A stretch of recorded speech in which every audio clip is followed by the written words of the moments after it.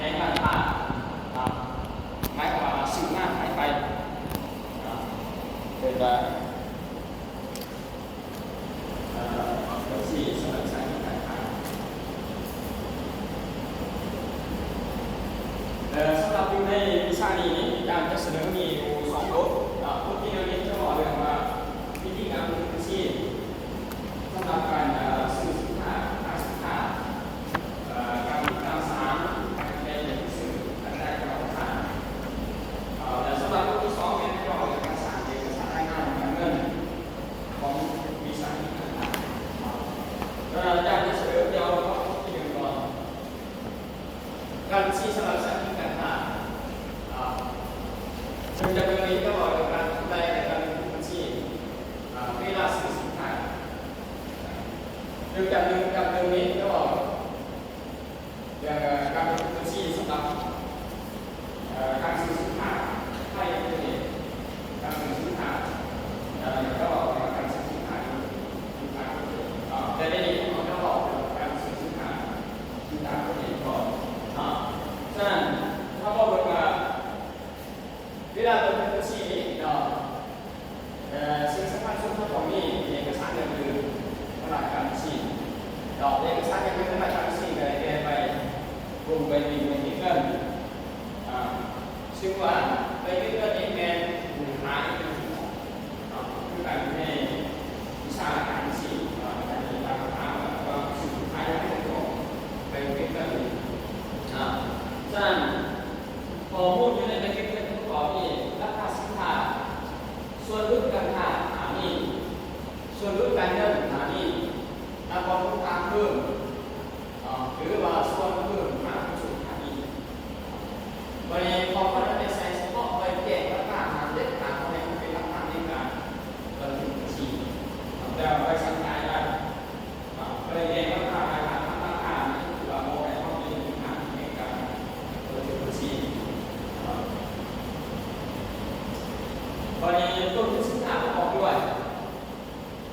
เรื่องแบบพัฒนาสื่อจริงๆเนี่ยอะไรกันเงิน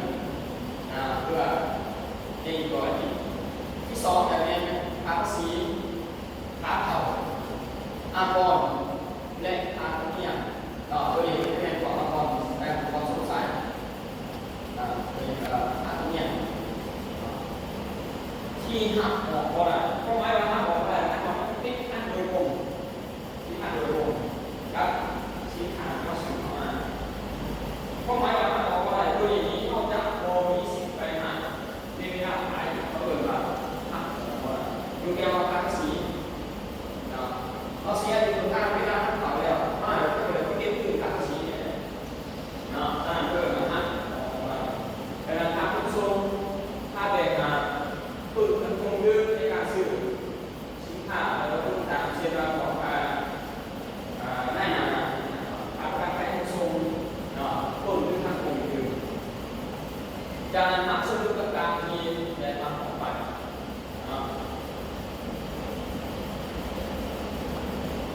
กรณีก็เป็นเด็กรหัสบัญชีที่นักใช้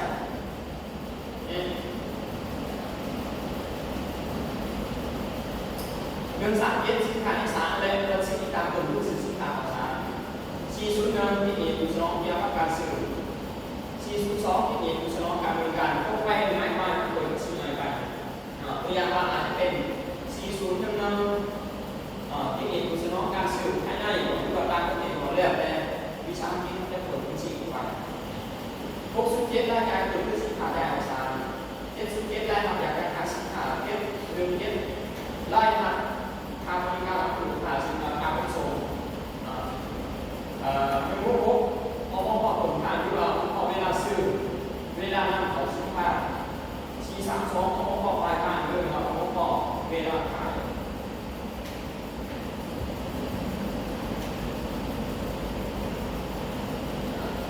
437ที่ดีแล้วเกี่ยวกับชีพก่อน102เรื่องต่างๆต่างๆที่101134เซ็นอย่างเก็บ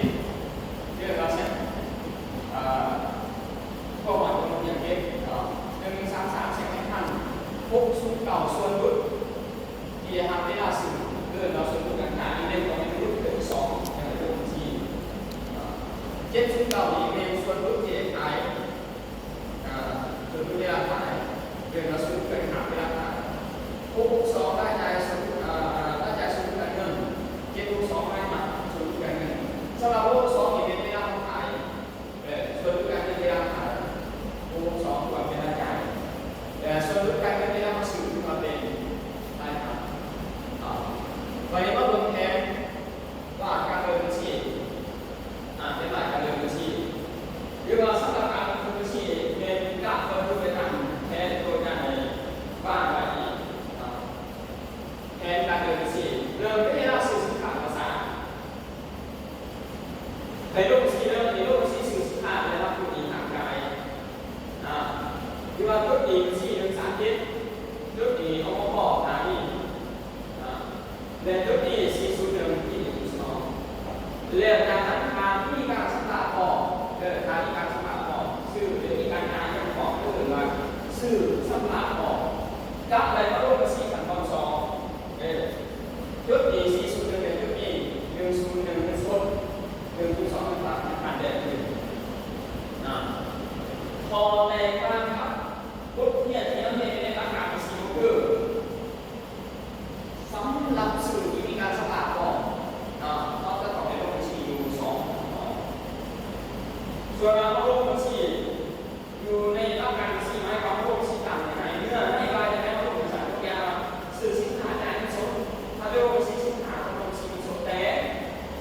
เวลาโลกบัญชีต่างมาตรฐานนี้หรือว่ามันก็ต้องในโลกบัญชีต่างลองใช่คือว่าถ้าเราซื้อที่นี่ก็ต้องทำมาเดียวถ้าเราซื้อที่การสตาร์ทออกก็ได้ไม่พอมาลงในขั้นตอนสองวันนี้เวลานี้ค่าใช้จ่ายทุกท่าน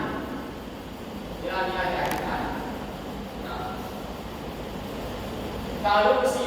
2 บาททุกท่านขั้นตอนที่นี้เราลดเป็นตัวนี้ตัวนี้มี3ยึดยึดมีตัวพวกตัวนี้402ที่มีสนองบริการ4-3ยึดที่มีรายเดือนภาษีละก่อนถ้าที่นี่ก็ต้องสามีพ่อกับวันเดียวพ่อท่านมีการจ่ายเงินพ่อเป็นเงินสดเงินบาทที่ยังไงยาวมีการสตาร์ทของจ้างก็ลงเงินสี่สำหรับภาษาเป็นขั้นตอน2ก็คือเงินที่4-2-4-3เงินที่101-102ตัวนี้แหละตรงชี้จะได้เพราะว่ามีของที่ผ่านโดยเฉพาะผ่านตัวว่าเวลาเป็นชี้เขาบอกใหญ่อาการก็ไปลงต่างในไหนงานมาสื่อสินค้าจ่ายชุดไปลงเป็นสารพิษกับเรื่องซึ่งเรื่องโลกต่อไปก็ลงงานก่อน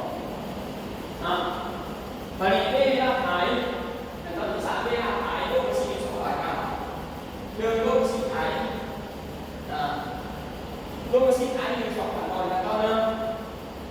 โลกสีทำตัวนี้ขั้นเนี่ยตัวนี้คือกัน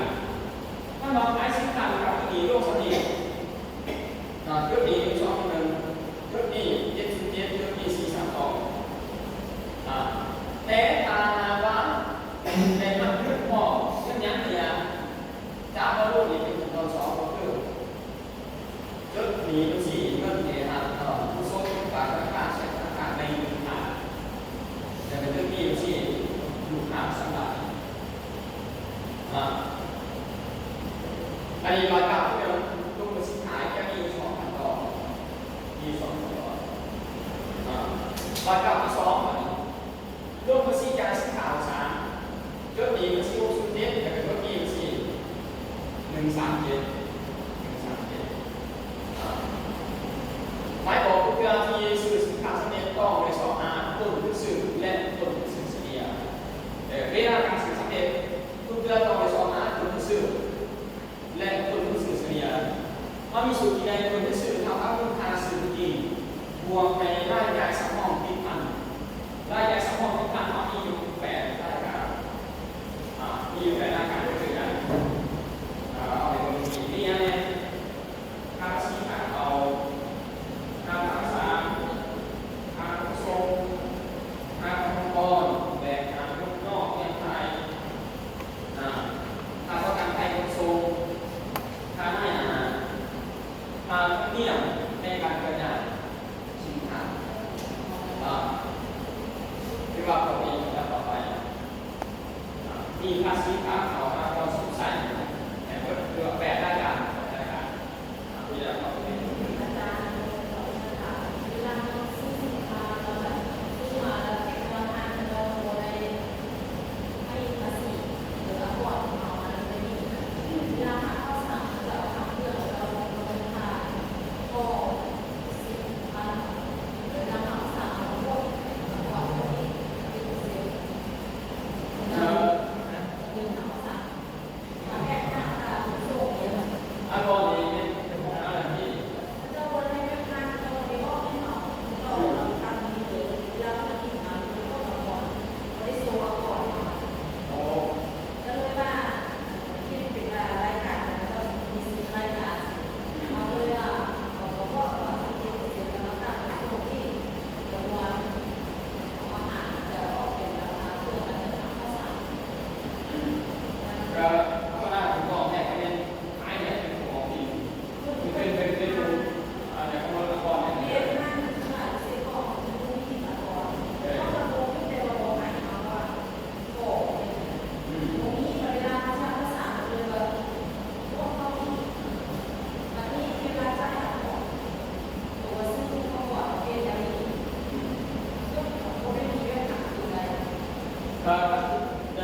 ในหลักการของเรามีอันก่อนถูกต้องเวลาเราสื่อเราก็สามารถได้สวรรค์คุณเราไม่ต้องบอกเขาเห็นเขาเราเกิดนอกทำอะไรคือจะธรรมดาอันก่อนที่เช่นตรงในบริษัทขายของบินมากนะเรามีอันก่อนนะการทำสื่อแล้วก็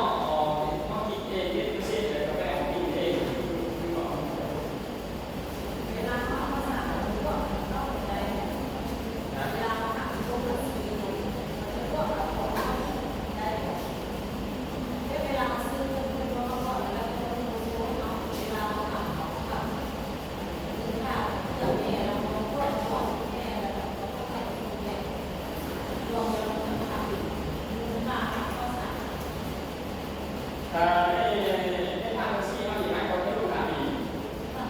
เนี่ยรู้ทางดีซึ่งว่าถามไปเลยพวกเราทำจานก็คือเราดูการทำเองได้เหมือนกันที่เราจะกรรมการใช้พอมีค่าของตรงเนี่ยแล้วพวกเขา เน้นคือว่าดูเมียมาอยู่ในห้องสื่อนี่นะอยู่ในห้องสื่อนี่ที่ว่าผมบอกทุกคนอะไรถึงถ้าบอกทุกคนมันจะเอาแต่แกผู้ค้าก็สื่อมันตัวค้าผู้ชมทุกอย่างแต่ละข้าวมาสามคนเลยแต่ว่า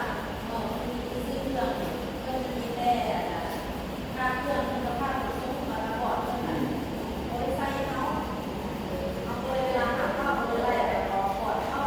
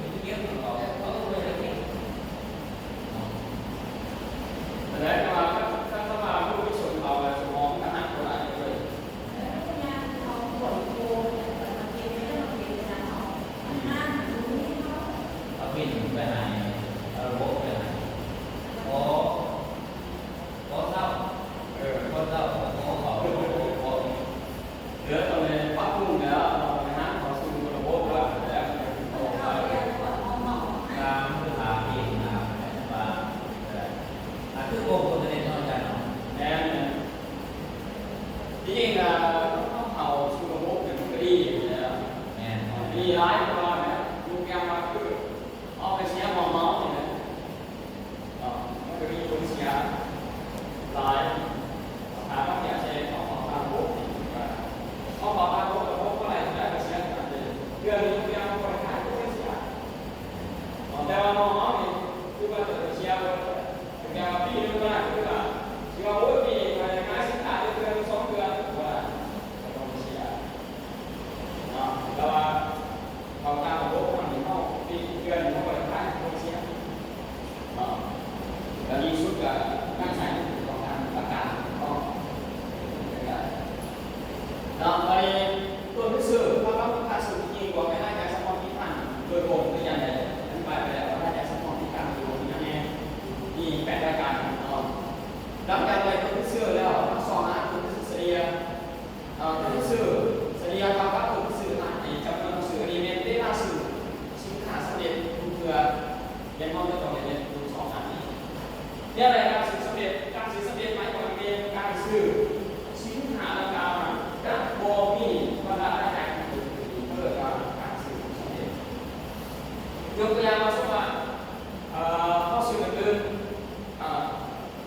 สื่อมาแล้วมันจะมีมูลค่าสื่อที่ค่าขนส่งค่าทำก่อนแต่การเป็นนอกอย่างเดียวของปลาช้าเราอย่างเบิร์ดอ่ะผมมีค่าเสียหายอย่างอื่นที่จะไปขายอะไรเพื่อการสื่อสำเร็จการสื่อสำเร็จของอะไรมาต้นทุนต้นทุนสื่อเราครับต้องการสื่อมาจริงมุ่งการสื่อจริงเองมุ่งการสื่อที่ได้มาส่วนรูปการหายกตัวอย่างมาสักว่าลูกค้าขายต่างไปว่าเซ็นหนึ่งเดี๋ยวนี้ก็จะเอาเงินหลายมีลูกค้าได้เอาเก่า10,000สิลูกค้า10,000ขนาดลูกค้าซื้อจริงจะเป็นเก่า10,000เอาเก่า10,000นี้ครอบครัวในรายการในสมองกี่พันซึ่งมารายการสมองกี่พันที่จะได้มีอย่างนี้คือรายการสมองกี่พันและรายการสมองกี่พันนี้เวลาลูกบัญชีจับตัวเป็นลูกไม่ได้ใจเพื่อกับการลูกสีต่างในน้องเรียนในวิชาของอย่างเดียวยกอย่างราคาภาษีเขาจะเอาอะไรไปใส่ลูกสีเงินคือเราถ้าใส่ใจตัวได้ที่ฟิตพันนอนได้แปลได้การที่ได้อะไรมาต้องแล้วเขาเป็นต้นลูกสื่อของก็เพื่อให้เป็นเขาสีเงินสามเดือนวันนี้ต้องมาดูเกี่ยวกับสารที่ย่างสารเลยโอ้โหการทำสารสารเป็นสารที่สำหรับการยัดด้านเนียนทำกระจายสินค้าและการจำหน่ายเกิดสารสินค้าวันนี้การกดนำการนิสานเป็นนักใส่การกดนำการนิสานเป็นประจำแต่ว่ามันมีกดนำการนิสานเป็นประจำแต่กดนำการนิสานเป็นระยะแต่ที่ว่านี้ไม่คืออันนี้การกดนำการนิสานเป็นประจำบริการกดนำการนิสานเป็นประจำในกดนำทุกเรื่องที่มีการนำการต่อสารและการใช้การต่อสารเรื่องนั้นก็นำเป็นประจำบริการนำการต่อสารตามหลักการเรียนของเราตามตัวสื่อซึ่งว่าตัวสื่อจะต่อกับการสื่อจริงบวกในร่างกายที่ทันกับการสื่อโดยตรงวิธีการจ่ายการต่อสารแต่ก็มีอยู่4วิธีแต่ว่าปัจจุบันคือได้กระบอกสารแบบของเราพอเลื่อนมาไปที่2การกระบอกสารตามราคาเฉลี่ยได้ราคาเกินต่อสารแต่ราคาโดยหมายความว่าทุกเดือนที่มีการทำเกินต่อสารในต้องในซองมาราคาเฉลี่ยซึ่งรายละเอียดจะมีการในราคาก็คือในวิธีการจ่ายกระบอกสารกรณีนี้การจ่ายกระบอกสารแบบของไม้ว่ามีการเอาจำนวนในราคาสินค้าที่ออกมาก่อนมาจ่ายออกก่อนตามระดับคุณคงกับจำนวน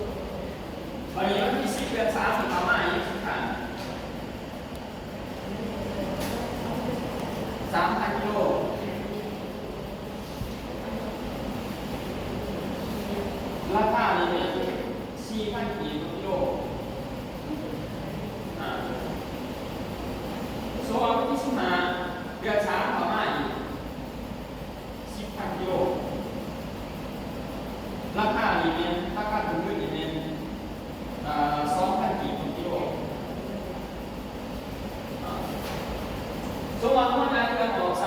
3จ่ายออกอยู่ทั้งหมด9,000นะครับ9,000 กิโลตัวไหนออกก่อนตัวไหนมาออกก่อนเอาจำนวนของตัวไหนออกแล้วการตัวไหนการกระจายออกแสดงว่าตัวนี้จะออกเป็นระดับที่1ตัวนี้ออกเป็นระดับที่1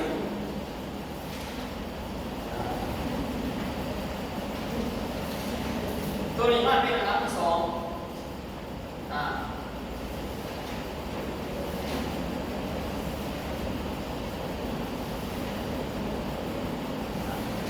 ใน8,000เลยเพราะสกายออก9,000เท่านั้นถ้าเอาของตัวสุดท้ายเป็นเท่าไหร่เอาของตัวสุดท้าย1,000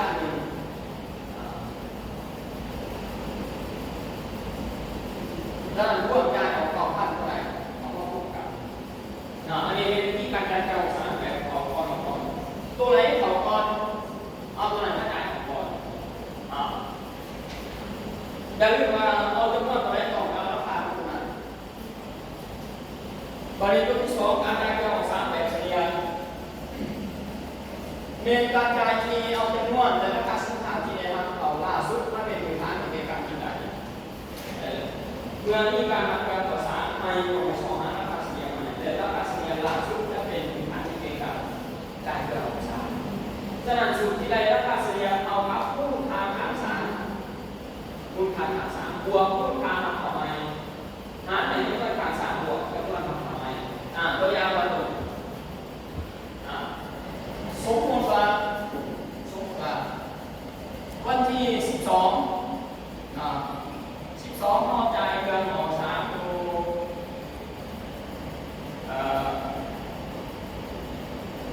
สมมติว่า5,000 กิโลมาหอดวันที่10เนี่ยเอาหอดวันที่10จัดเอา2หาราคาเฉลี่ยเท่ากับมูลค่าฐาน3,500บวกมูลค่าทำต่อไปหารในจำนวนฐาน3,500บวกจำนวนฐานต่อไป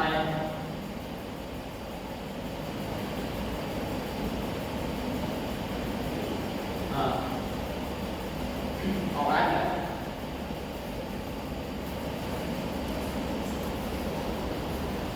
ราคาเฉลี่ยของไหน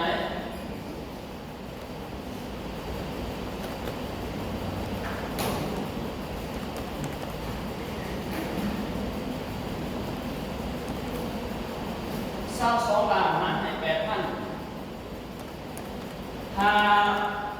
มันเป็นหลังทุกถ้าเป็นภาษีในเอาหลังทุกความสูงไว้ที่3 ปีอันเด็ดขาดไปตรงนี้ได้อัน2นะราคาเฉลี่ยต้องแล้วตามสูงไว้ที่3 ปีส่วนราคาของ5,000ถึง5,000 กิโลมันพูดในราคาเฉลี่ยล่าสุดก็อะไรมาตอนนี้ก็หอวันที่15 เดือน 3นี่หักเขาใหม่ก็เลยมาสอบหาราคาเฉลี่ยใหม่สมมติว่ามีการหักเขาราคาเฉลี่ยที่มัน25 ล่าสุดนี้จะเป็นตัวแปรที่ไหนกระจายออก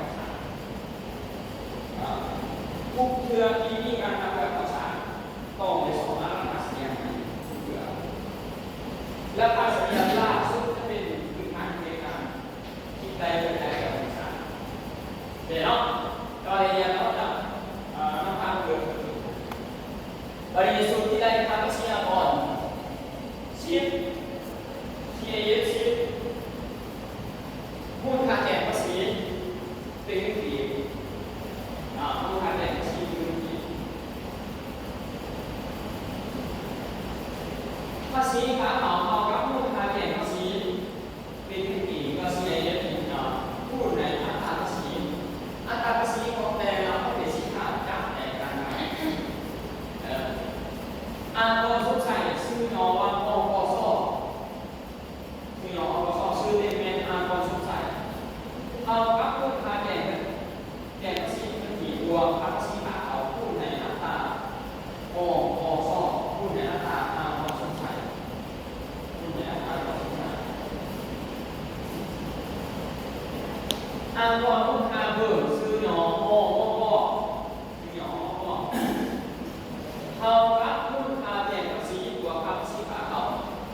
วกความสงสัยแล้วนะร่วมทางภาษีเนี่ยก่อนจะเอาทางภาษีจะมีอะไรออกมาบวกความสงสัยบวกความต้องการมองว่าเป็นร่วมทางภาษีแหละครับผม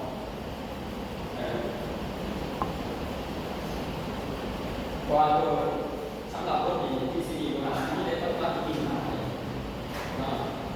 มือเศร้านี้บ้านนี้บ้านนี้เป็นคนทรง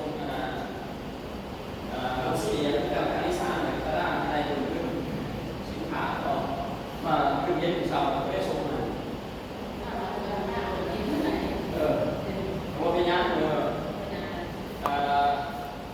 นมาได้ก็มาได้เงินไปช่วยในเงินอย่างที่เสนอวันนี้มันได้กินออกมาจ่ายกัน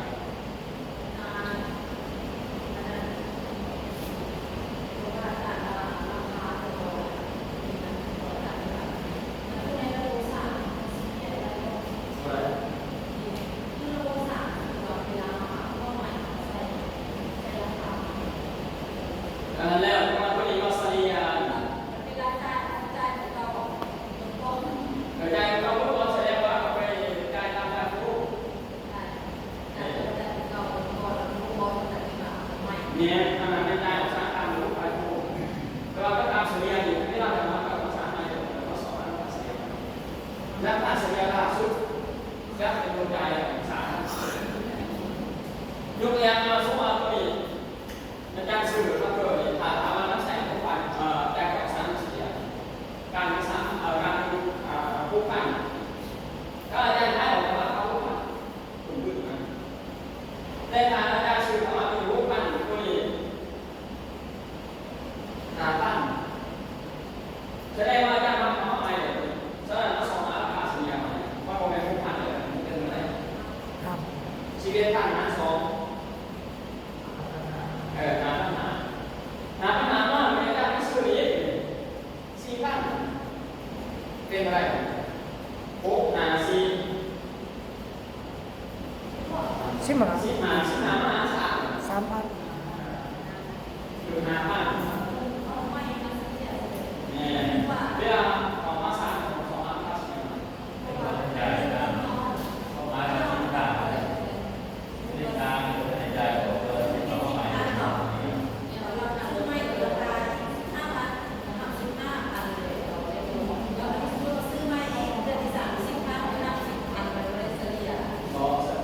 การเลือกเนี่ยถ้าว่าจะไปใช้ตามรูปแบบพวกไม่ใช่นะพอที่การใจของสาวเขาไม่สอนดีนี่ใจของสาวเป็นของตอนกับเสียให้เลือกใช้1ที่2ให้คนใช้2 1ที่2เพื่อจะต่ออีกน้องถึงยาวไปถึง15,000เสียถึงการ 5,000ได้ราคาออกเพิ่มเอาราคา5,000ได้ไหมโดยว่าเพิ่มตัวนี้6,000ราคาได้ออกเป็น6,000เป็นตัวนี้5,000ราคาได้เป็น5,000ไหมเอาราคาเสียราคาสุดใช้ตัวไหนดีกว่ากันมันดีกว่าแบบมันดีกว่าแบบดีกว่าแบบเพราะว่าสำหรับตัวใจการมองสารแต่ไปโผล่เวลาเกิดของสารเนี่ย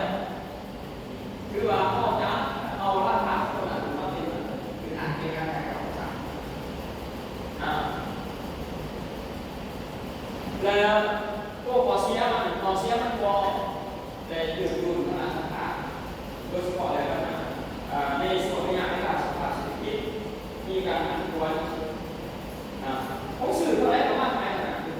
แต่ตัวถามตัวนี้พอเสียมันนี้ตัวสัญญาณพอเสียมันก็คือว่าทุกเดือนที่มีการมาประกอบสารบอกได้มานาน2 ล้านแต่พอนี้นะครับชื่อรุ่นราคา